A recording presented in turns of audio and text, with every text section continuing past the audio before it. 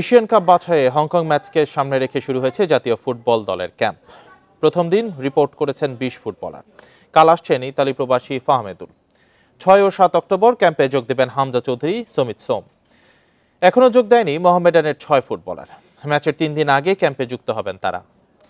Bundle থাকলে প্রতি সেনমানিতে টাকা বাঁচবে। বিকাশ সেনমানি বান্ডেল কিনে জিতুন প্রতি লেনদেনে। সোমবার সন্ধ্যায় চিঠি দিয়ে সেটি বাফুফেকে জানিয়ে দিয়েছে ক্লাবটি। দলের ম্যানেজার জানান আপাতত ২০ জনকে নিয়ে জাতীয় স্টেডিয়ামে হবে অনুশীলন। হংকংয়ের বিপক্ষে হোম ম্যাচ ৯ অক্টোবর। এরপর অ্যাওয়ে ম্যাচ হবে ১৪ তারিখ। দলের অবস্থা বেশ ভালো। শেষ মুহূর্তে সেন্টার ব্যাক শান্তকে ডাকা হয়েছে। জায়ান বয়সভিত্তিক দলের হয়ে ভালো করছে। জাতীয় দলে খেলার চাপ কতটা নিতে পারে সেটা দেখার বিষয়। হংকং চায়নার বিপক্ষে আমাদের ভালো সুযোগ আছে ম্যাচ জয়ের। মডার্নের প্লেয়ার আসছে না। আমরা মৌখিকভাবে শুনেছিলাম মডার্নের ক্লাবের প্লেয়ারদেরকে এখন তারা ছাড়ছে না।